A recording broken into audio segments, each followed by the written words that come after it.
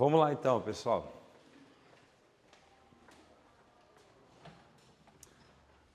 A todos e todas, bom dia. A gente tem tratado nas aulas de direito das sucessões com uma preocupação de ser útil para vocês no futuro.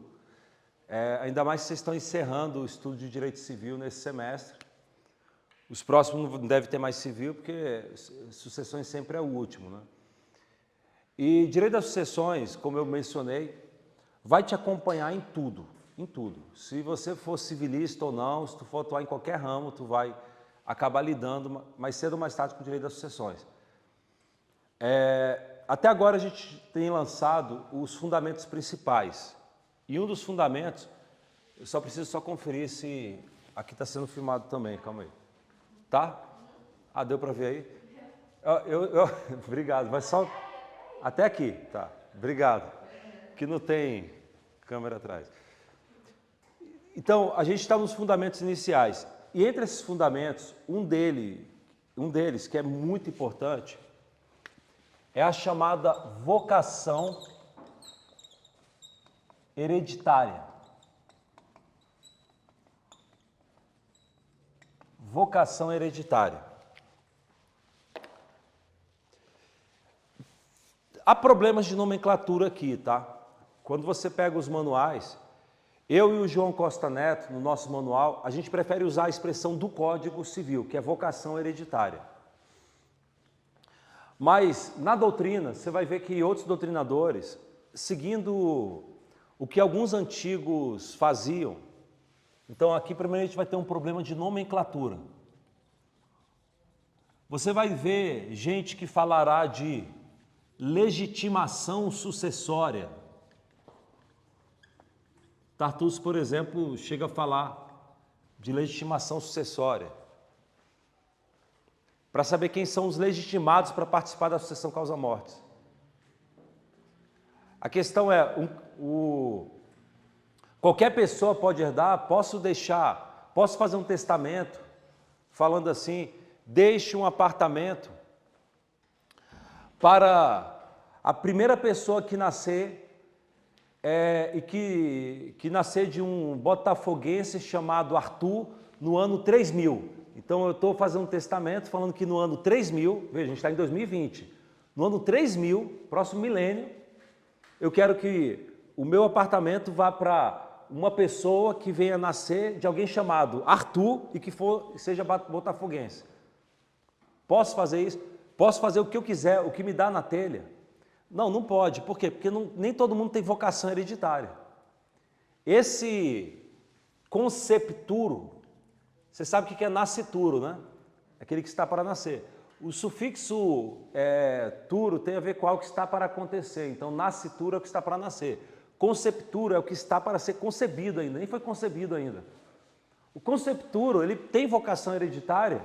Calma, a gente tem limites. No direito brasileiro, em algumas situações, há alguns limites. Mas, voltando aqui, legitimação sucessória é a nomenclatura que alguns utilizam para vocação hereditária. Por que a gente considera inadequado? Por que eu acho que não é adequado chamar de legitimação sucessória e o Código Civil não chamou de legitimação sucessória? Porque o conceito de legitimação, você não pode confundir legitimação sucessória com o que nós já chamamos de legitimação na parte geral do Código Civil. Vocês lembram de legitimação lá quando você estuda pessoas? Quando você estuda pessoas, você estuda personalidade jurídica, capacidade e tem a legitimação. Alguém lembra disso? O que é a legitimação? Legitimação é a aptidão. Poderia colocar dessa maneira, não aptidão, é a exigência de requisitos específicos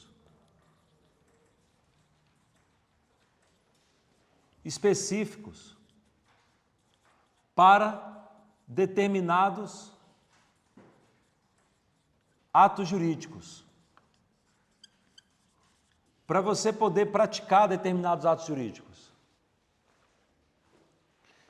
Preste atenção.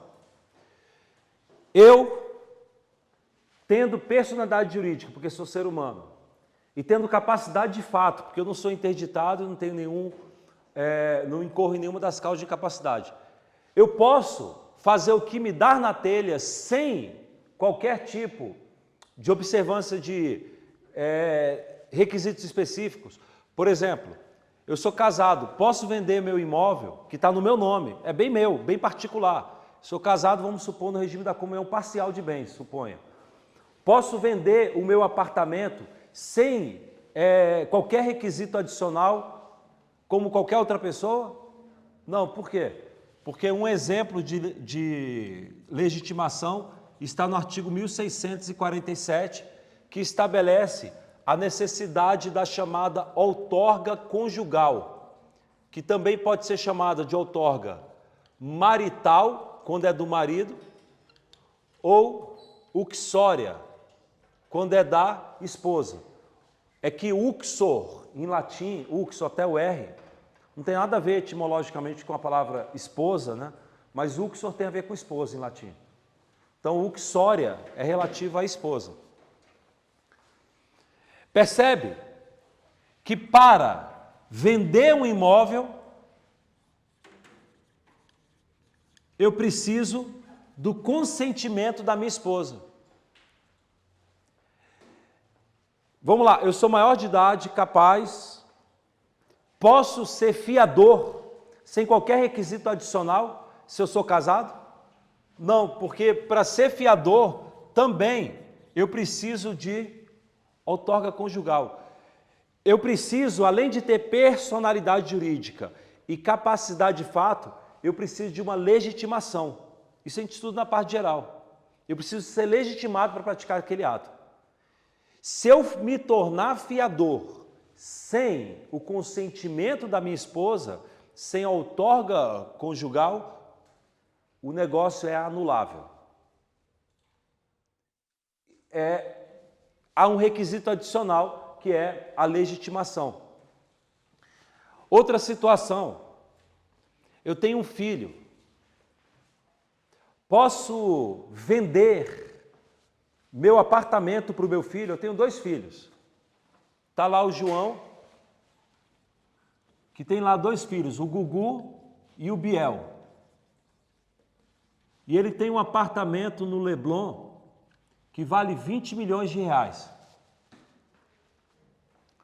Posso vender esse apartamento de 20 milhões de reais para o Biel sem qualquer requisito adicional?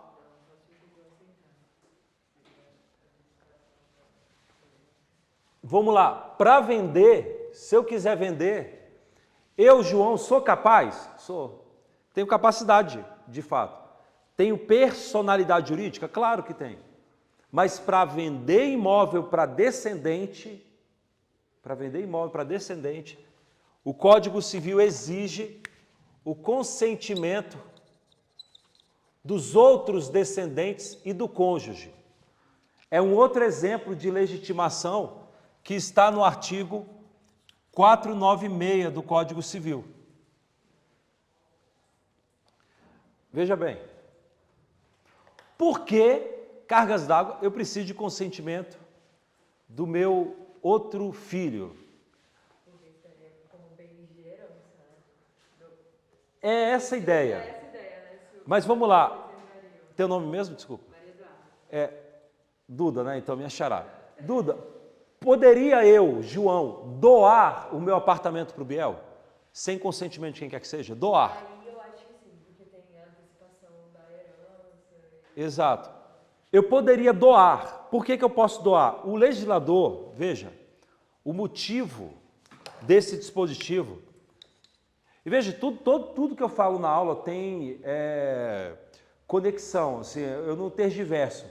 Mesmo quando eu falo coisa que está parecendo fugir, não é, tem conexão. Esse dispositivo está ligado a um dos maiores problemas sucessórios que nós temos, que é a tentativa de burlar o regime sucessório por meio de doações. O objetivo desse dispositivo é evitar burla à sucessão, na verdade, a legítima. Eu vou colocar logo assim, a legítima. O que é a legítima? Legítima é 50% do patrimônio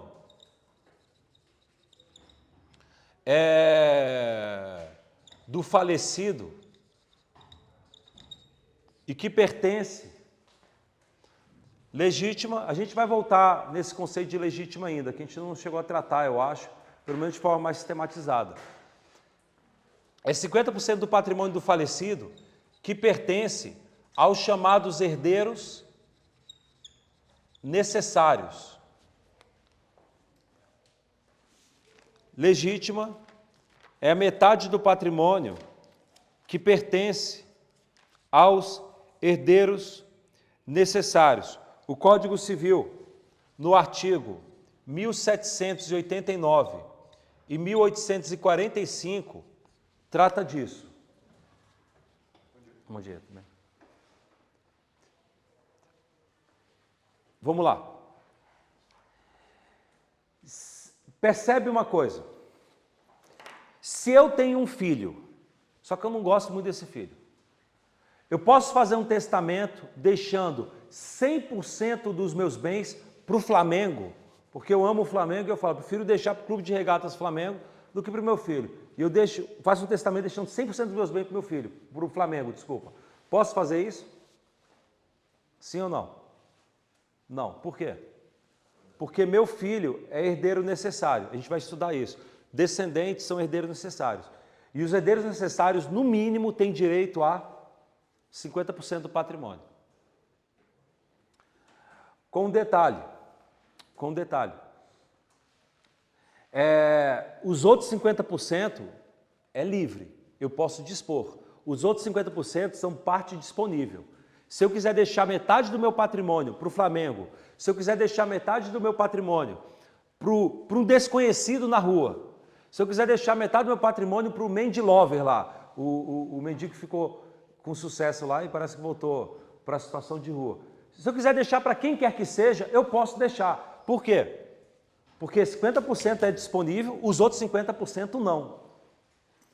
E por que cargas d'água o legislador fica colocando limite para eu dispor do meu patrimônio? É meu, eu faço o que eu quero. Não, não é bem assim. É que o legislador entende que essas pessoas mais próximas a você, como seus filhos, sua esposa e seus pais, eles gastam, essa ideia, a doutrina não gosta de falar isso, mas é a realidade, é que eles gastaram dinheiro com você, ainda que potencial.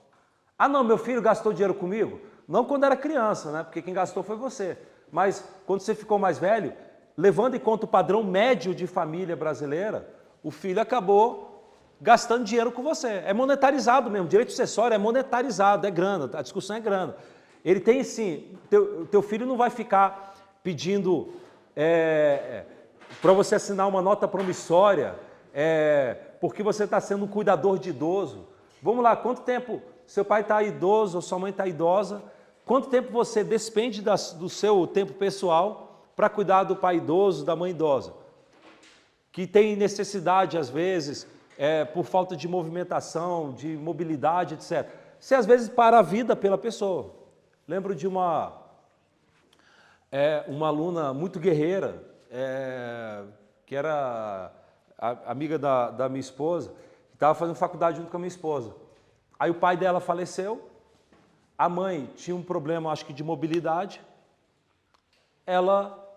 a mãe não conseguia fazer absolutamente nada, nem no banheiro, sozinha. Ela, de uma forma extremamente nobre, ficou cuidando da mãe. O que ela teve que parar de fazer? Faculdade. Ela acabou que nem se formou. Olá, tudo bem? Para poder cuidar da mãe.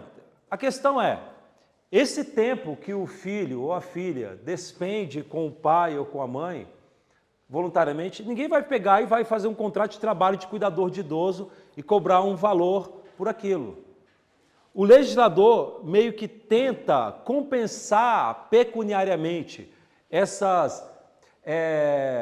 abnegações do amor, do afeto, esse cuidado que você tem, ele tenta compensar com essa figura de sucessão de legítima de herança. Então ele tenta compensar, por exemplo, garantindo que a metade do seu patrimônio do seu pai vai para você. É mais ou menos essa ideia. As pessoas não gostam de escrever isso, mas é a realidade. Inclusive, na próxima edição do manual, acho que a gente não chegou a explicar o motivo, vou ver se eu até coloco. Porque é a realidade, o motivo é esse. É grana. O direito sucessório é grana. Ah, não, é coração, afeto. Não, não é afeto. O direito sucessório é o ramo do direito civil, que não tem nada de preocupação de afeto. Tem preocupação com grana. Porque direito sucessório é só para quem tem grana. Se o cara morrer pobre, não tem direito sucessório. É um ramo para disciplinar patrimônio. É claro que tem limites éticos, que a gente vai ver. Você não pode fazer testamento para qualquer coisa. Deixa um apartamento para fulano se ele assassinar ciclano. É claro que não, tem limites, é evidente que tem limites. Há limites éticos, mas do ponto de vista de ramos do direito de intervencionismo social, o direito sucessório é o ramo mais egoísta que tem. Mas eu dizia, só por curiosidade, grande parte dos países tem legítima. O professor Flávio Tartucci, no estudo de pós-doutorado dele, na USP, ele acabou de publicar a pesquisa que ele fez sobre a legítima em vários países. Está publicado na Revista de Direito Civil Contemporâneo. Saiu nessa última edição agora. Eu tenho até a honra de ser do conselho editorial da revista também, e saiu esse artigo, e recomendo para quem quiser aprofundar. Eu não cheguei ainda a ler, porque acabou de sair, essa semana que eu tomei ciência eu ainda vou ver para acessar. Mas, veja, é interessante que outros países também têm legítima. Outros países também têm legítima. Nos países hispânicos, acho que na Colômbia é assim, no Chile é assim, Chile é dessa maneira. Os países hispânicos, eles têm um direito civil que é mais influenciado, eu diria, pelo direito civil espanhol e o francês. O nosso direito, o direito civil brasileiro, ele tem uma influência muito mais do direito alemão. Então, a gente não é idêntico, assim, se você for pegar o direito civil brasileiro e o direito civil dos países latino-americanos ou hispânicos, propriamente latino-americanos e hispânicos, você vai ver que tem algumas regrinhas que são diferentes.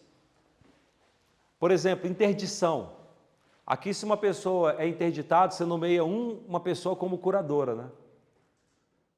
Nos países hispânicos, eles fazem como na França. O Código Civil francês estabelece uma espécie de conselho familiar. Você nomeia várias pessoas, como se fosse uma pessoa jurídica, uma assembleia, para deliberar sobre a vida da pessoa. E tem um representante. Só que você tem que ficar prestando contas para representantes. É como se eu sou interditado porque eu fiquei com um problema de deficiência mental, e aí quem vai ser nomeado? Vai ter lá minha esposa, um outro parente, o juiz nomeia várias pessoas que vão ficar deliberando. Eu fico imaginando a briga que deve acontecer.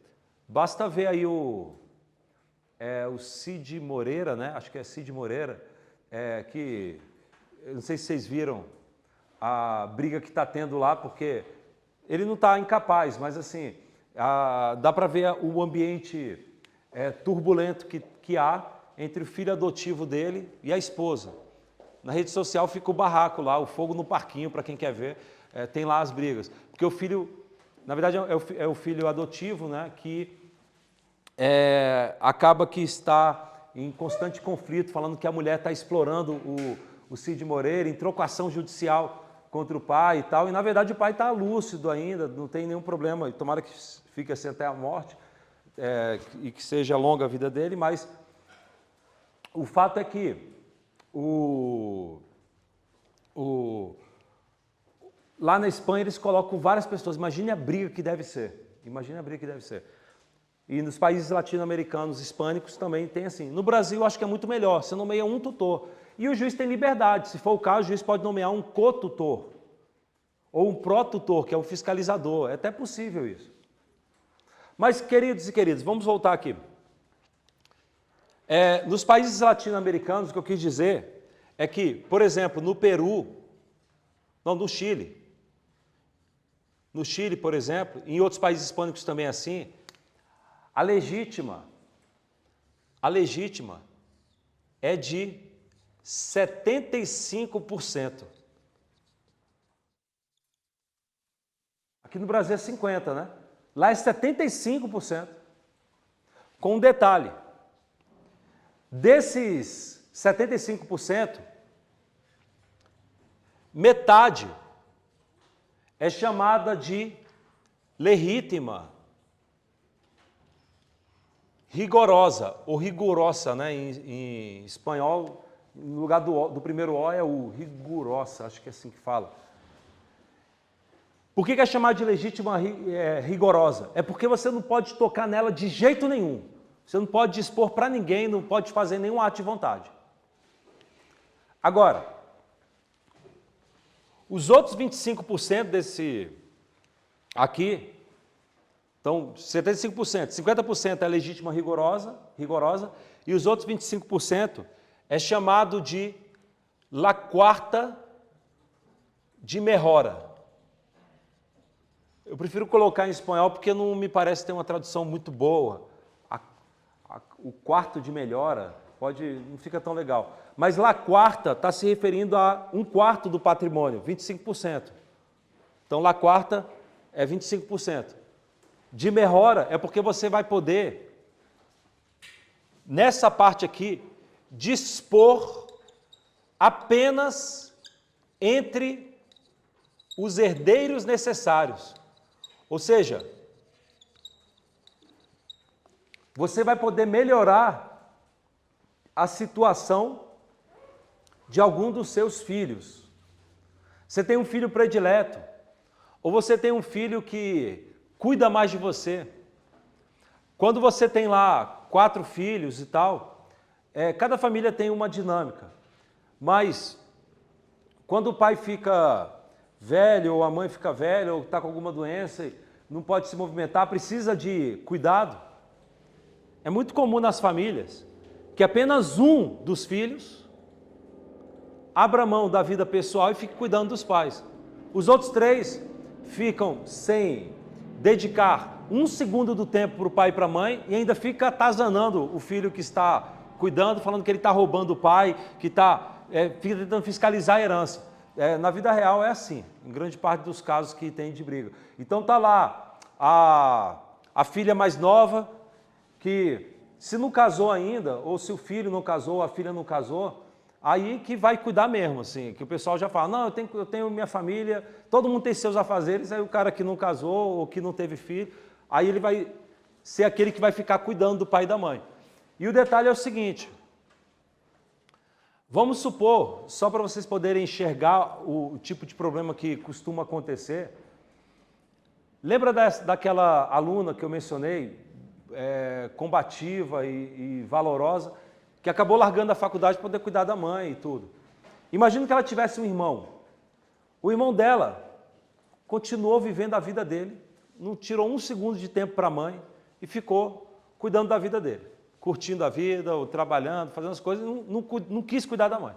Não quis, não é perder tempo com a mãe, não quis investir tempo, né? Porque cuidar do pai e da mãe não é perder tempo, é investir. Mas não quis investir tempo. Lá na frente, a mãe morre. Imagine que a mãe tem R$1 milhão de patrimônio.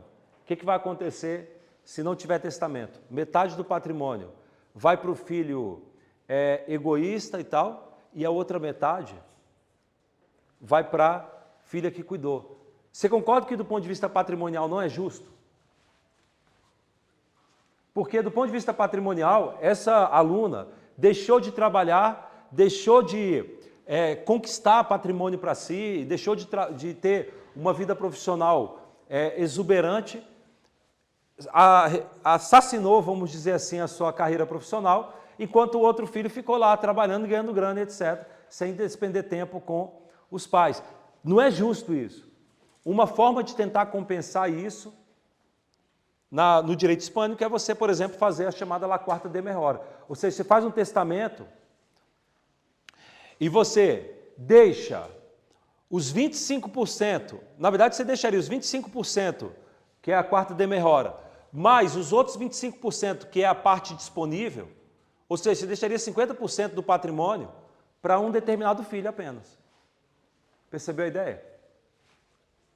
Mas isso no direito hispânico. O que o direito hispânico coloca de limite é que, se você quiser deixar para um amigo, se você quiser deixar para o clube do Flamengo, se quer deixar para o Internacional, quiser deixar para um vizinho, ou para o Mandy Lover, vamos supor, você quer deixar para quem quer que seja. No direito hispânico você não pode deixar 50%, é só 25%. Agora, quando se trata de herdeiros necessários, você pode eventualmente deixar, além de 50% da parte disponível, mais 25%, que é a quarta de mejora.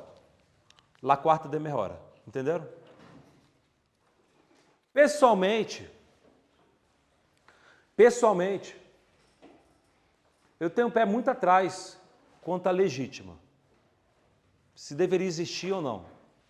Mas é a vida. O correto mesmo seria essa filha que abriu mão da vida pessoal dela para cuidar dos pais, ela deveria monetarizar aquilo. Só que quem tem a frieza de chegar, pai, mãe, eu estou cuidando do senhor aqui, vamos assinar aqui um contrato, o senhor vai me pagar como uma espécie de cuidador e vai me estabelecer uma compensação financeira pelo tempo. Ou fazer uma doação remuneratória, é possível. Doação remuneratória fica fora da legítima. Você pode fazer doação remuneratória, porque doação remuneratória não é doação pura. Doação remuneratória é a doação que você faz para remunerar um serviço prestado gratuitamente.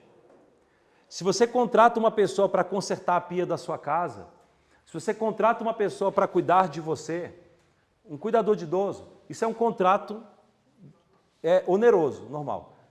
Mas, se alguém, por gentileza, se alguém, de graça, vai e cuida de você, presta um serviço gratuitamente, e você, querendo compensar aquela generosidade, doa um bem, e aí, João? O João Costa Neto, tiveram aula com ele? Nosso coautor. Vocês, viu? Querido João, vai dar aula hoje aí? Vou para a reunião do conselho. Tá, vai lá, João. Vocês tiveram aula com o João também, não? É gênio, né? Mas muito gente fina também.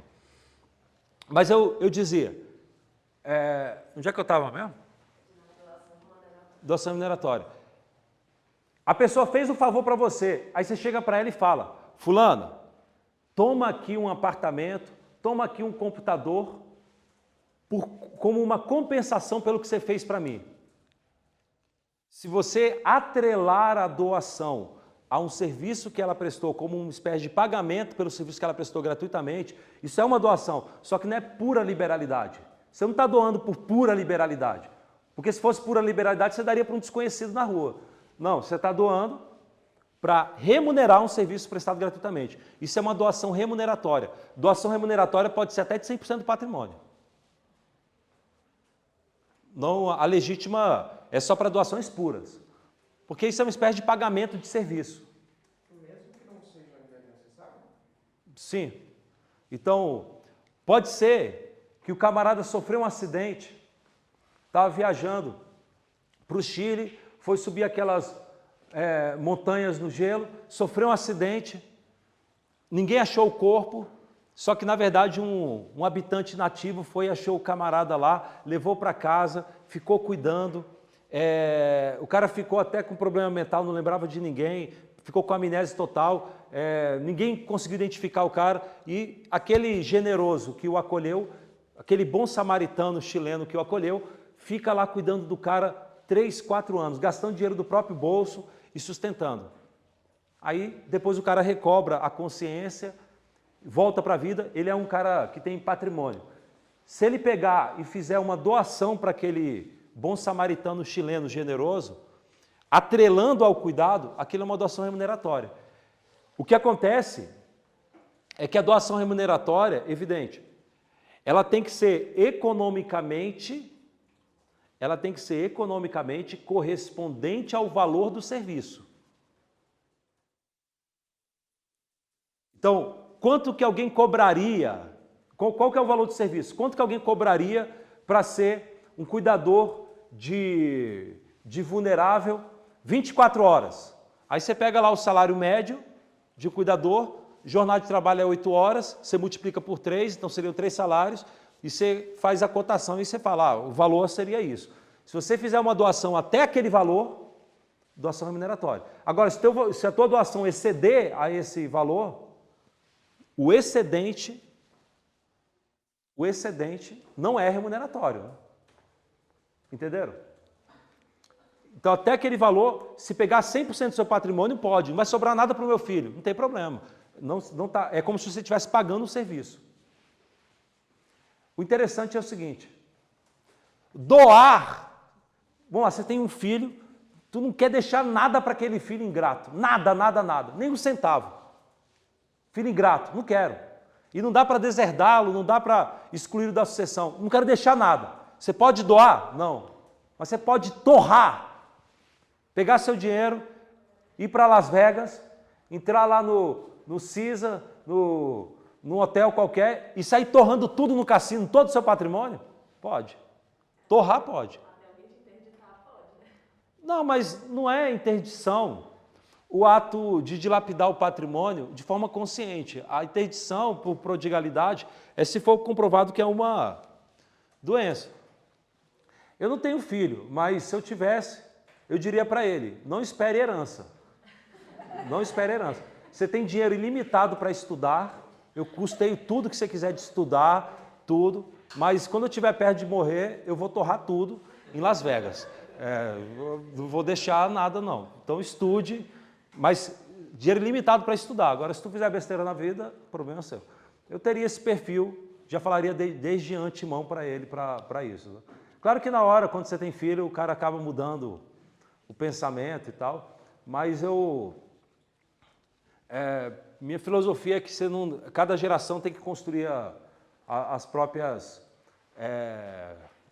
coisas. Mas, enfim, de qualquer forma, perceba que a legítima é uma espécie de proteção que o legislador faz dentro dessa ideia de solidariedade. Aí você entende o porquê que o Código Civil, no direito de família, coloca dever de pagar pensão alimentícia entre parentes. E diz que os alimentos não são compensáveis, não são repetíveis. Você, filho, pode ser obrigado a pagar pensão alimentícia para o seu pai. E depois você pode cobrar de volta o que você pagou de pensão alimentícia? Não. Por que não pode? Porque o legislador, de uma certa forma, vai te compensar lá no direito sucessório. Quando teu pai morrer, você vai receber herança. Provavelmente ele não vai ter nada, né? Porque se ele pediu alimentos é porque não tem patrimônio. Mas em tese você vai ser compensado lá. É um jogo de compensações pecuniárias que o legislador faz nos bastidores. É que nem festa de aniversário. As pessoas não gostam de falar isso, mas tem regras implícitas na vida social que as pessoas não falam. Quando o cara te chama para uma festa de aniversário, e não é cada um paga o seu, não é? Vamos no restaurante e cada um paga o seu. Não, é uma festa lá na casa do cara, ele está fazendo um banquete romano, suculento para todos, e ele está custeando a festa. O que você vai comprar? Presente. Presente. Claro que você não dá presente por ingresso da festa. Você dá por afeto. Mas você concorda que tem ali implicitamente uma espécie de... Pô, o cara está gastando dinheiro com a festa, o mínimo que eu faço é dar um presente para ele. Você tem uma espécie de cobrança. Agora, quando o cara vai e marca a festa num lugar e cada um paga o seu, um buffet de R$150, ele marca lá para cada um pagar R$150. Tem gente que já vai e não dá nem presente, nem sente uma cobrança, porque fala, não, já estou torrando com a festa. O correto seria ser dado do mesmo jeito, se tu gosta e tal, o presente tem que ser porque você gosta. Eu não dou presente por conta do dinheiro, evidente, mas eu sei que implicitamente tem essa regra nos bastidores. As pessoas não gostam de falar isso, mas Assim, no fundo tem uma espécie de cobrança indireta. Tem uma colega, aí vai ficar muito próximo, pode identificar, mas tem uma pessoa aí que está para casar e ela vai ficar R$150 por pessoa, festa de casamento, aí ela vai cobrar de cada um 150. Ela, não, eu vou te convidar, mas olha, cada um vai pagar já os 150 de antemão, eu tenho que pagar com um ano. O problema é que você nem sabe se a pessoa vai casar mesmo, daqui a um ano, sei lá, o amor desapareceu, mas ela vai cobrar do pessoal. Ainda não chegou o convite não, mas...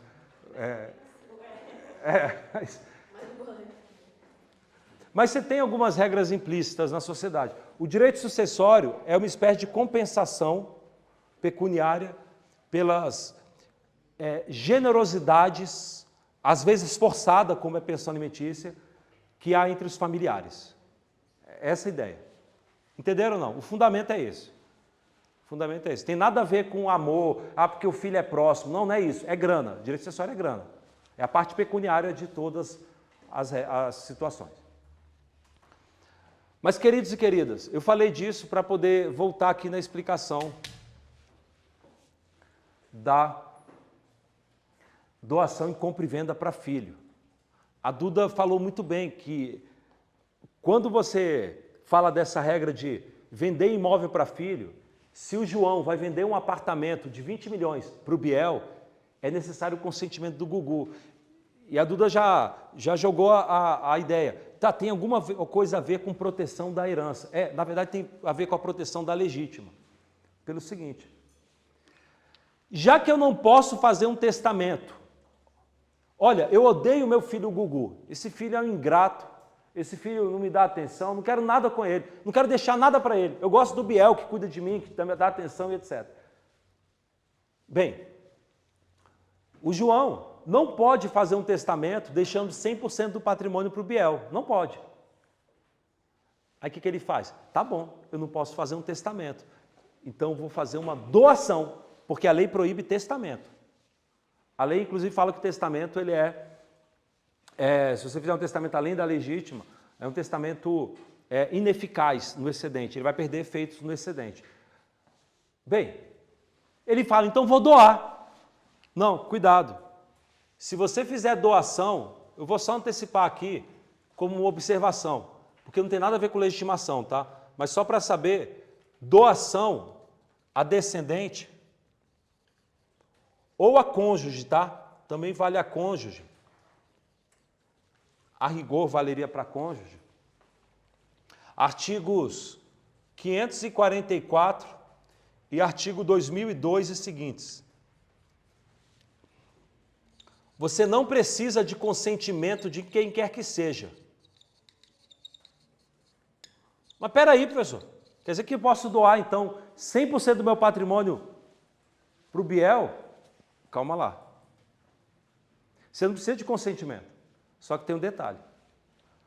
O que o filho receber de doação em vida, ele tem o dever de colação. Colação. Estão acompanhando, pessoal? É muita informação.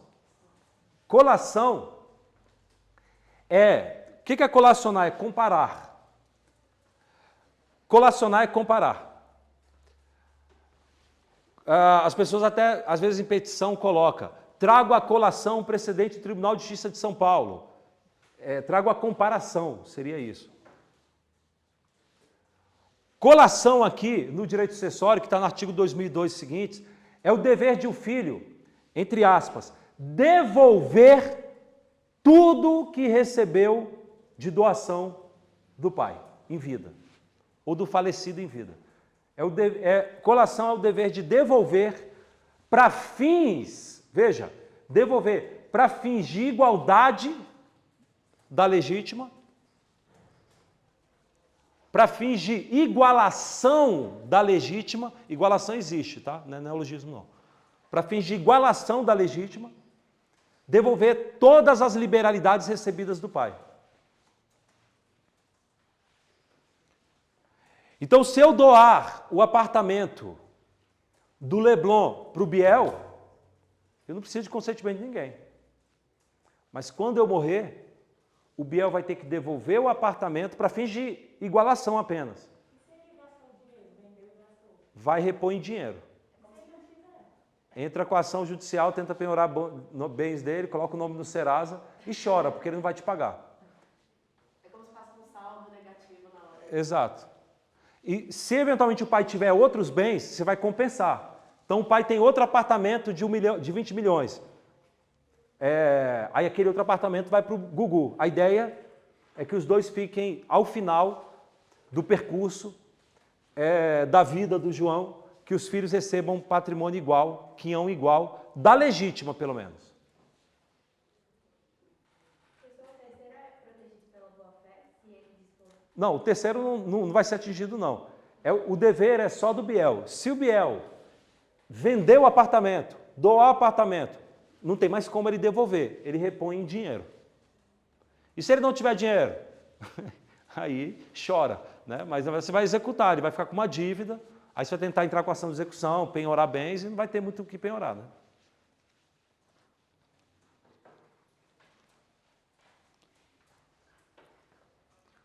O segredo, na verdade, deixa eu terminar isso, eu falo das malandragens, mas o segredo, vou antecipar, se tu quiser efetivamente dar o balão nos outros filhos, você tem que fazer teu pai te doar logo bem e você já tem que torrar, depois o cara não vai conseguir te executar nada disso. E se ele doar ainda nos bastidores, aí pronto, ninguém nem vai saber que doou, aí pronto. Então, nos bastidores é isso. Não é o que tem que ser feito, é evidente, tal, eu só estou mencionando como a vida é. Não é uma sugestão. Não é a sugestão, mas é como a vida é. Porque a situação é muito complexa, você tem situação, esse filho, por exemplo, sei lá, para mim é falta de caráter, evidente o pai que faz isso, mas isso acontece. Esse filho, na verdade, foi de um relacionamento, de uma noite de verão que o pai teve. Ele não tem nem contato com o filho, nem quer contato com o filho e tal. Aí ele acaba só tendo contato com o Biel, que é o filho do casamento, da mulher que foi traída e não sabia, ou da nova mulher e tal. E ele acaba que não tem contato nenhum e tal. Costuma ter briga quando morre esse defeituoso de caráter, né? Que é o pai que não quis dar o suporte ao primeiro filho. Quando ele morre, começa a ter briga, porque esse filho, de uma certa forma, não teve nenhum convívio patrimonial ou afetivo com o Biel. Aí o Biel quer ficar com tudo, acha que ele não tem direito a nada. Aí o pessoal tenta dar um jeito para poder esconder os bens. E olha, grande parte das situações, você não consegue. Isso aqui é no papel. Na vida real, você não consegue comprovar. O que o João doou para o Biel?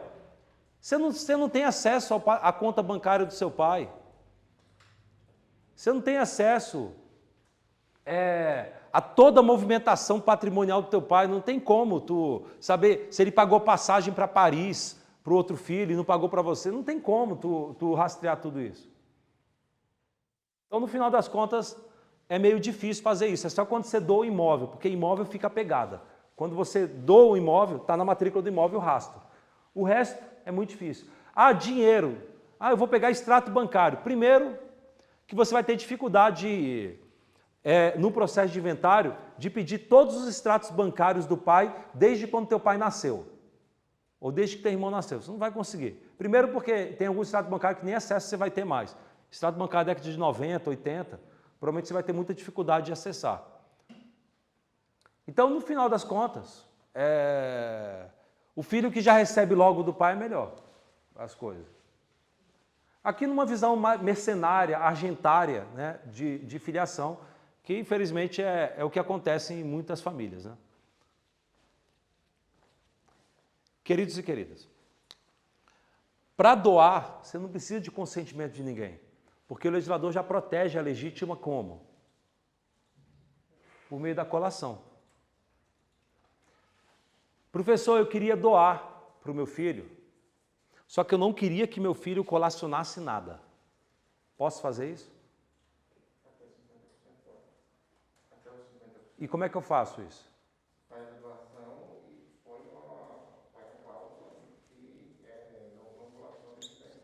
Exato. A colação é excepcionada em uma situação. Há uma situação em que o filho não tem dever de colação. Quando houver uma cláusula, tem que ser escrita, porque a doação tem que ser escrita, logo a cláusula também tem que ser, de dispensa de colação.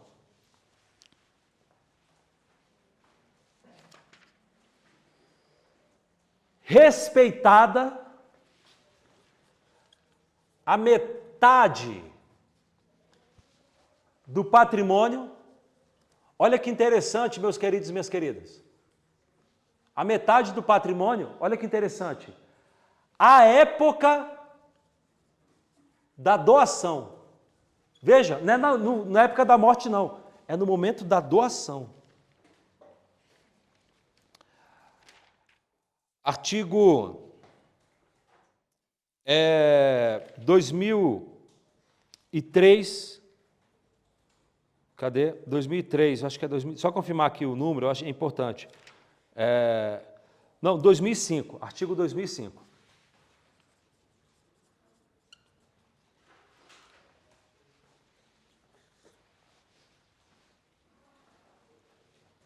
Estão acompanhando, pessoal? Tranquilo? Artigo 2005.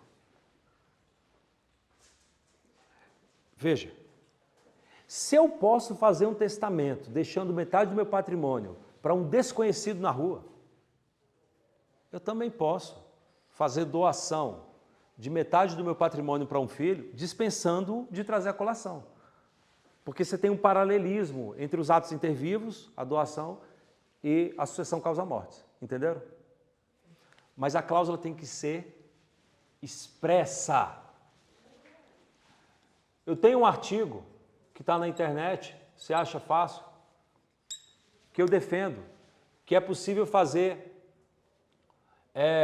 uma escritura pública de dispensa de colação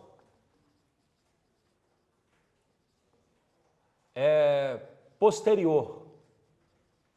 Até esqueci como é que eu chamo, acho que eu falo de pós-doação, eu acho que eu falo isso. Mas se você colocar no Google dispensa de colação Carlos Elias, vai aparecer esse artigo, que está publicado no Migalhas, né? No manual a gente também trata disso, na parte lá correspondente. Porque sabe o que acontece muito? É comum demais isso. É muito comum. Aconteceu o seguinte. Muito comum. O João, que distribuiu amor demais na vida, casou 3 vezes. Do primeiro casamento, ficaram 3 filhos. Do segundo casamento, mais 3 filhos. E do terceiro casamento, 2 filhos. Pô, o cara teve 8 filhos. Isso existe. Eu até conheço casos assim. É que hoje a sociedade mudou muito, até a própria dinâmica, a inserção enfim, o modelo de família, na verdade, acaba sendo um retrato do modelo da sociedade. Já falei disso em outra aula, não tem como você querer ser CEO de uma empresa e também ter tempo livre para cuidar do filho, indo em tudo, todos os compromissos do filho e fazer tudo da vida. Você tem que sacrificar alguma coisa. Não que não dá para você cuidar de filhos trabalhando, isso não é evidente uma realidade. Mas que você perde um tempo, perde, é evidente. Não dá para fazer tudo na vida. Nós não temos a onipresença como uma característica. Então acaba que as pessoas também deixam de ter muitos filhos, assim, porque você tem que trabalhar, tem que fazer outras coisas, tem que cuidar da vida. Patrimonial não dá para você ficar com 4 filhos, 5 filhos, como era o modelo de sociedade na década de 70, 60, 50, em que as pessoas acabavam tendo muito filho. Mas ainda tem aquelas pessoas que costumam ter 4 filhos ainda, hoje acontece. Então, tem esse caso, por exemplo, é um caso interessante, por exemplo, o caso que eu conheço, o camarada, ele tem o dom da riqueza. Ele é o rei Midas, lá na história mitológica, que era o rei onde colocava a mão, virava, tudo que ele colocava a mão virava ouro. O cara casou, primeira vez, ficou rico. Aí teve o divórcio, ele abriu mão de tudo, doou tudo para os filhos do primeiro casamento, falando assim, eu estou antecipando a minha herança para vocês. Aí foi, casou de novo, ficou rico de novo. Aí também, ele amava muita mulher, mas como diria Vinícius Moraes, de repente da calma fez-se o vento que dos olhos desfez a última chama. Aí ele parou de amar a mulher, foi divorciar. Doou tudo. O cara é louco, doava tudo. Não, fica aqui. Filhinhos, toma aqui, doou muito. O que acontece é que aqui ele ficou rico. Aqui ele ficou ricão. Então o que ele distribuiu para esses outros filhos foi muito mais. Então aqui, sei lá, ele ficou com um patrimônio de, sei lá, 5 milhões. Aqui ele já ficou com um patrimônio de 20 milhões. Ele ficou muito mais rico depois. Doou tudo. Aí depois o cara ficou rico novamente. O cara é louco. Eu não sei como que o cara... Tem várias vidas e tal. E aqui ele ficou muito rico. E aí ele morre, sei lá, 30 milhões, e divorcia e deixa tudo para os filhos e depois morre. Então acaba que um filho recebeu mais do que o outro e etc. Qual é a questão? Esse camarada, por exemplo, ele estava no terceiro casamento, né? Aí ele foi conversar com a gente. Ele, não, eu queria só saber se está tudo certo, porque quando eu morrer eu não quero que tenha briga entre os meus filhos. Meu amigo, isso aí não é o direito que vai resolver briga entre filhos. Isso aí é outro tipo de... É fora do direito, é extrajurídico, depende do convívio. E ali no convívio dá para ver que vai ter briga sim.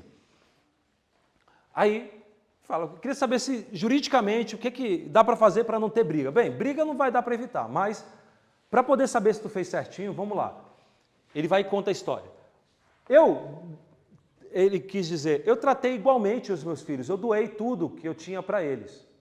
Eu quero tentar blindar, especialmente, a preocupação maior dele é os filhos do atual casamento, do terceiro casamento, porque eles são menores, tem lá 5 anos, 3 anos de idade. Eu estou mudando um pouquinho a história, mas é mais ou menos essa ideia. Que são crianças e ele tem preocupação com eles, que eles não querem que esses filhos que são crianças, os outros são tudo valetudinários, velhos. O cara lá tem 50 anos, é um marmanjão, ou tem lá 40 anos. Não tem mais tanta preocupação de patrimônio, eles já tiveram como estudar e tal. A preocupação é isso aqui. Bem, é o seguinte, ele fez essas doações e ele achava que ele tinha antecipado a herança e os filhos não precisariam devolver nada. Como ele nunca fez dispensa de colação, quando ele morrer, isso aqui vai ser pior do que o programa do Ratinho de briga. Porque todos os filhos vão ter que devolver tudo que receberam, corrigido monetariamente. Então imagine doação lá na década de 80, corrigido monetariamente. O outro valor. Vai ficar um negócio terrível, vai ser um inventário de show de pirotecnia de briga. O que ele poderia então fazer? Aí foi o que a gente fez. Como ele estava muito rico agora, mas muito rico mesmo, o cara tem o dom. Faça o seguinte. Levando o parâmetro agora para você fazer a dispensa de colação, porque você já fez as doações, você está fazendo agora a dispensa de colação póstuma. Póstuma, levando em conta que o negócio já foi feito. Você está fazendo uma dispensa de colação depois que a doação foi feita.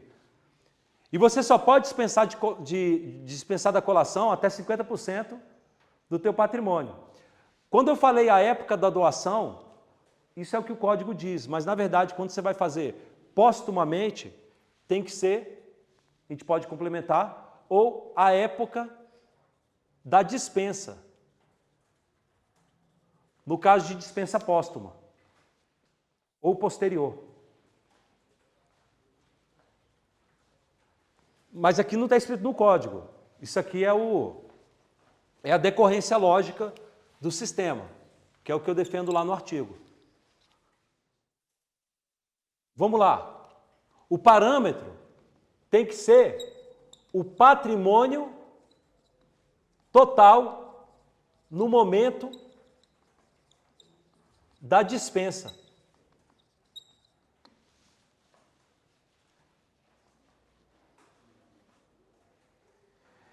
E claro, você vai levar em conta o valor atual, então você vai corrigir monetariamente das doações já feitas. Então você vai somar todas as doações que você fez. Somou tudo. Beleza. Atualizado monetariamente. E vê o seu patrimônio atual total. Pronto. É esse o parâmetro que você vai levar em conta para ver o que você pode dispensar ou não. Nesse caso aqui, só para facilitar o exemplo, eu vou colocar o seguinte, ele está muito rico, ele está com 80 milhões de patrimônio. Bem, quanto que ele doou até agora? 25 milhões. Mas qual é o patrimônio atual dele? 80. Significa que a parte disponível dele para ele dispensar de colação é quanto? 40 milhões. Ele pode dispensar da colação todas essas doações já feitas? Pode. E aí ele fez uma escritura pública para poder consolidar a situação jurídica de cada um dos filhos, para não obrigá-los a colacionar nada, ele fez uma escritura pública declarando, olha, tem um patrimônio de 80 milhões, aí fez o dossiê comprovando o patrimônio dele de 80 milhões, e, portanto, minha parte disponível é 40 milhões. Com base nisso, com fulcro no artigo 2005 do Código Civil, dispenso os filhos do primeiro casamento e os filhos do segundo casamento a colacionar as seguintes liberalidades. Aí indicou as liberalidades. Pronto, não tem mais por que ninguém exigir colação. Agora, o restante do patrimônio dele, aí ele já vai saber o que fazer, porque agora está regularizada a situação anterior. Entendeu a ideia? Mas ele não pode doar 80 milhões para os dois últimos filhos? Não, se doar, aí vai ter o problema de colação. Se ele colocar dispensa de colação, a doação vai ser... A dispensa de colação vai ser ineficaz no excedente aos 40 milhões. Aí vai dar mais briga ainda, né? Ele pode doar 15 sem colação e aí o resto divide para todo mundo. Pode. Ainda sobrou aqui, né? 15 milhões. Então, 15 milhões ele pode doar até para o mendigo, lá da rua, se ele quiser, para quem quiser. Doutor, uma dúvida que eu tenho em relação a essa situação é se os herdeiros eles podem fazer, em nome do falecido, essa dispensa. Não, de jeito nenhum. De jeito nenhum. Eu sei que os herdeiros sucedem o falecido, só que o que acontece é o seguinte, a escritura pública de dispensa de colação póstuma é como se fosse um aditivo contratual. É uma espécie de aditivo contratual, você está alterando. Quando você faz um contrato, você tem que pagar no dia 20. Às vezes você faz um aditivo contratual prorrogando o pagamento, dando desconto. É um aditivo contratual. Só que é o seguinte, quando o doador morre, o efeito jurídico de devolver a colação já nasceu. Então não tem como os herdeiros depois apagar o que já nasceu. Já nasceu o dever de colacionar. O dever de colacionar nasce no momento da morte. Então não tem como os herdeiros fazer o aditivo contratual, vamos dizer assim, entendeu? É porque, por exemplo, a situação que eu ia falar era praticamente o que você colocou, só que de um casamento só, que é o caso da família da minha sogra, que o pai dela, para todos os filhos, ele deu uma casa quando os filhos casaram.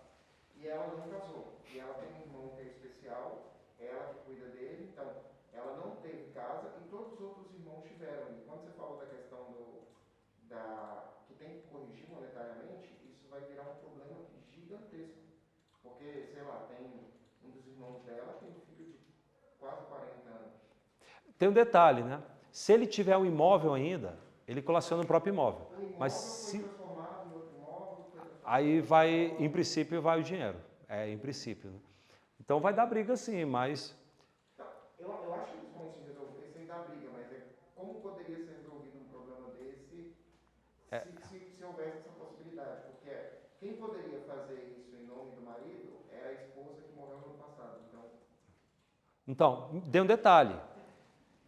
Quando a pessoa é casada e um faz a doação, então eu sou casado e fiz uma doação para um filho, de um bem que era meu. Presume-se que metade foi minha esposa que doou, porque presume-se que o bem é comum. Então, já nasceu o dever de colacionar. Em relação à metade, pelo menos, das doações, já nasceu o dever de colacionar. O pai ainda está vivo, ainda não, em relação à outra metade, não nasceu ainda. Se o pai tiver um patrimônio muito exuberante, que permita fazer a dispensa pós-doação, ele teria que fazer. Se não, deixa para o octógono das varas de sucessão a resolução da briga. Vai para o octógono. Mas é um pouco isso mesmo, assim, na vida. O pai vai e faz doação para o filho, não dá para o outro, aí começa a ter aquela briga. Aí o filho que não recebe nada geralmente é mais generoso. Geralmente generoso se dá mal na vida em tudo, assim. Depois eu falo mais disso, do ponto de vista jurídico. Não é que você não tem que ser generoso, não. Eu acho que a vida, para mim, é essencial, mas o próprio direito desestimula a generosidade. Mas eu falo disso em outro momento. E sobre isso também, no caso concreto, um dos filhos recebeu uma casa, é onde ele mora, só que ele não recebeu a escritura. A casa não foi passada para ele. Aí é um outro problema, porque todo mundo sabe que aquela casa é dele, mas os outros receberam o imóvel com o próprio nome, que o pai passou para os filhos, e esse não. Então é mais outro. Não, mas aí é um problema de direito das coisas, é tranquilo. Ele já, no mínimo já tem uso capião também, no pior das hipóteses. E se não tiver, ele tem o direito a adquirir o bem. Então não seria muito problema isso não. É só protocolar o documento, o problema. Tem um detalhe. Às vezes o pai não faz doação de um dinheiro, de um apartamento. O que o pai faz é o seguinte, ele tem 2 filhos. Um filho vai, trabalha. O Carlos Jacques, que é um grande amigo e um grande empresarista, professor de direito empresarial, e é um cara genial, daqueles que fica falando coisas que ninguém fala e que é a vida real mesmo e tal. Às vezes ele exagera uma coisa ou outra, mas tinha uma coisa que ele falava, que olhando assim, e muitas famílias, mas muitas mesmo, é a realidade. O cara às vezes tem 2 filhos.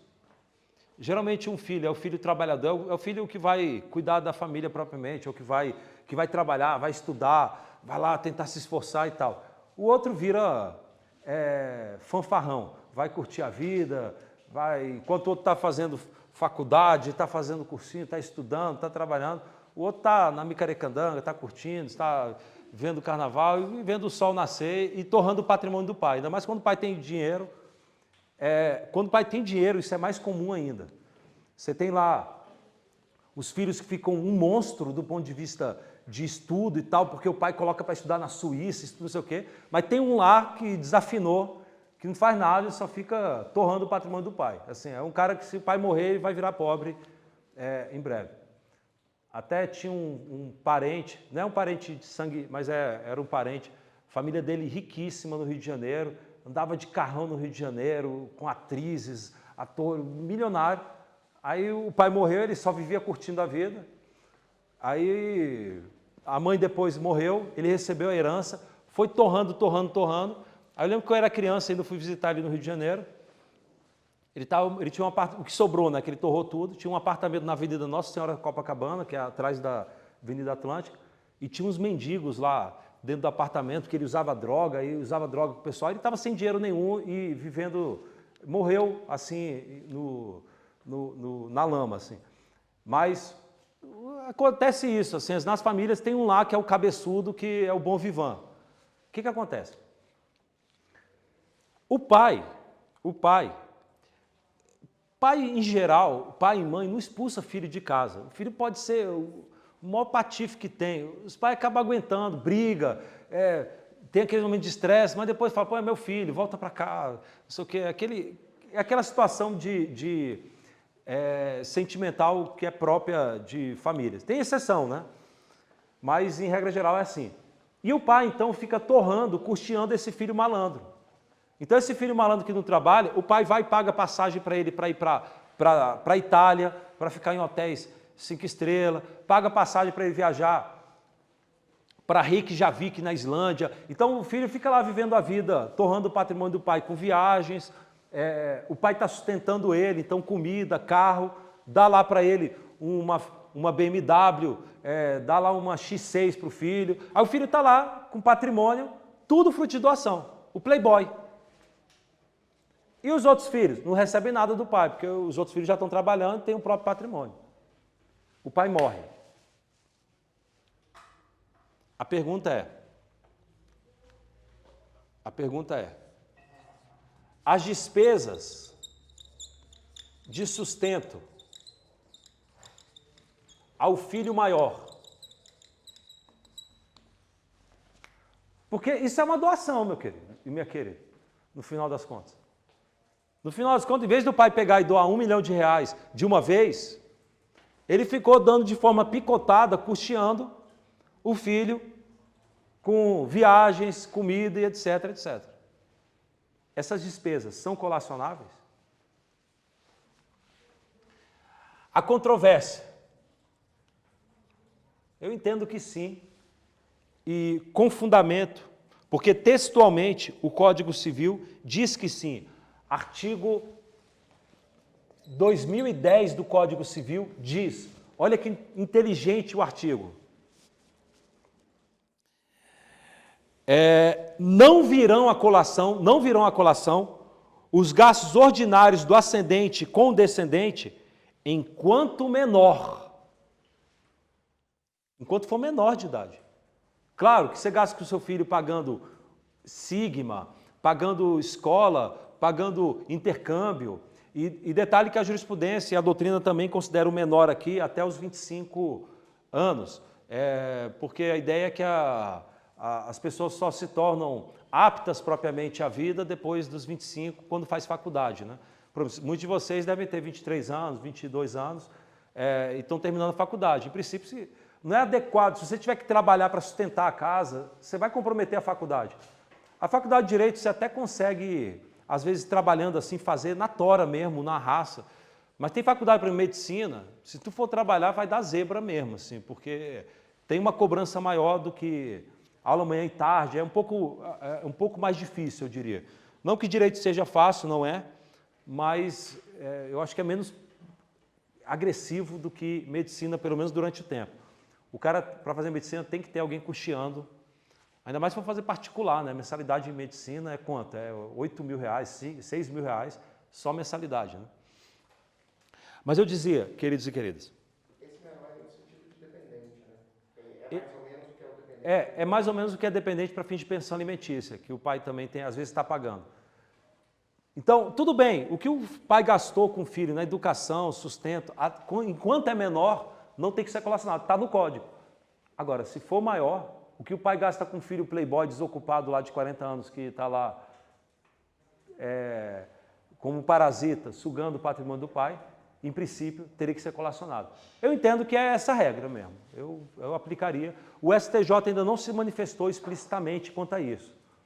O STJ só se manifestou sobre um caso que é parecido, que tentaram cobrar o valor de aluguel, porque o filho maior de idade, marmanjão, morava de graça numa casa do pai. O STJ não aceitou.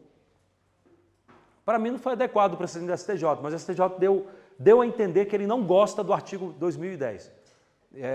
Porque ele meio que sem um fundamento, porque textualmente teria que colacionar sim o valor do aluguel, você está morando de graça, mas o STJ para esse caso não aceitou, mas ele não tratou de outras situações, então é um tema ainda aberto. E o STJ deve se manifestar ainda, eu sei que tem recurso especial para isso, ainda deve se manifestar. Professor, e no caso por exemplo, de necessidade de subsistência, aí não entraria como colateral? Aí, não, porque aí tem um detalhe. Muito boa a tua pergunta. Estão acompanhando, pessoal? Só que tem outra situação. A situação de pensão alimentícia que o pai paga para o filho, menor ou maior. Às vezes o filho maior também tem direito à pensão. É muito raro, mas é possível também. E a pergunta é, pensão alimentícia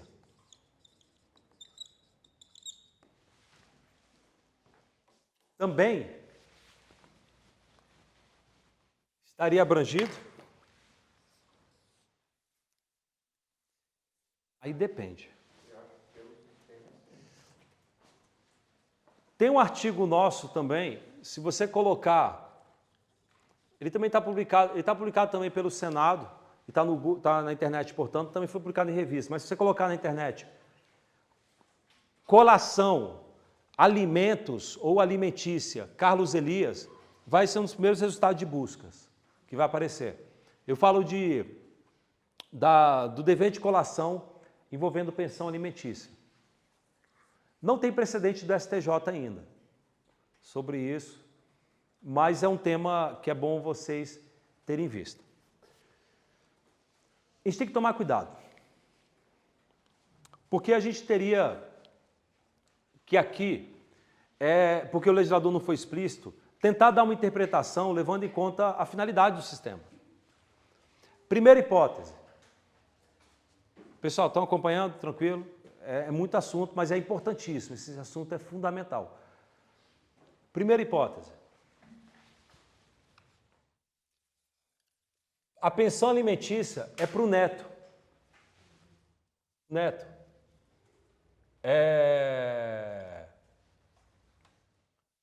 Que são os alimentos avoengos, né? Quando que o avô pode ser obrigado a pagar a pensão alimentícia para o neto? Quando o pai não tem. Ou seja, quando o pai...